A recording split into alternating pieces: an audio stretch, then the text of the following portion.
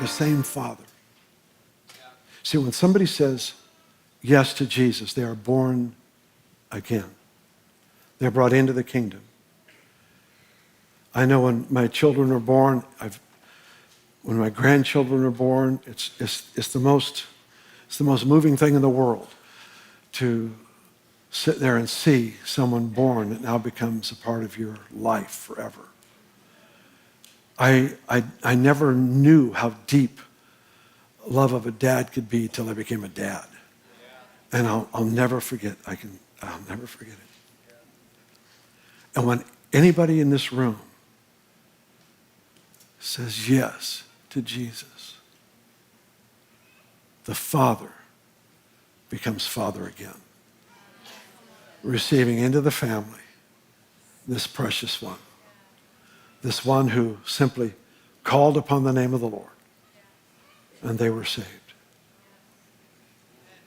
When he calls you, there's this thing called conviction. There's this unsettled feeling that happens in the heart.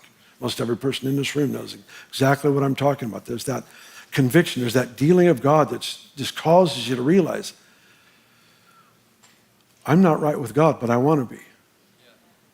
Something's not right, but I've got to make a decision here. And there's that anguish of the heart that people go through, and then they realize that maybe it's actually true what Jesus did. Maybe it's not just a fairy tale. Maybe it's not just some historical books that claim certain infatuating truths, but it's actually a present reality that this resurrected Christ would actually whisper my name.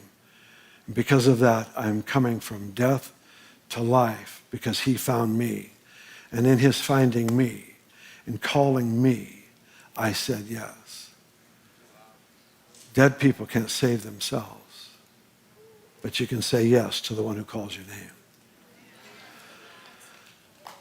In this day of celebration for the resurrection of Jesus, it's just the greatest story ever told, and it's also the greatest story never told. It's the story that somehow keeps muted and silent. Your life as a believer is to demonstrate the resurrection. It was never meant to remain in story form. It was never meant to be a 3-point sermon. It was never meant to be scriptures that you read to somebody who has no value for the Bible. It doesn't convince people. I'm not saying don't do it. I'm just saying there's got to be more. There's got to be the ability to display the kindness of God when you're criticized. There's got to be the ability to endure difficulty where your faith is still in God, even though the answer hasn't come as you've claimed it would.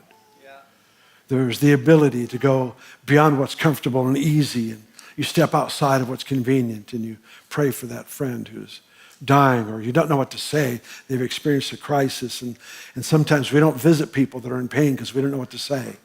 Sometimes they don't need someone to say anything. They just need someone to be present. And sometimes the resurrection of Jesus is seen there. Sometimes the resurrection of Jesus is seen in the miracles of healing, of deliverance. Conversion is the greatest demonstration of resurrection. But your job, this is mission possible. Your job, if you care to receive it. And if you don't, we have a team that can minister to you. I'm joking. Our job as believers is to continuously manifest He's alive. Everything about the Christian life is to illustrate He lives. He lives. He lives.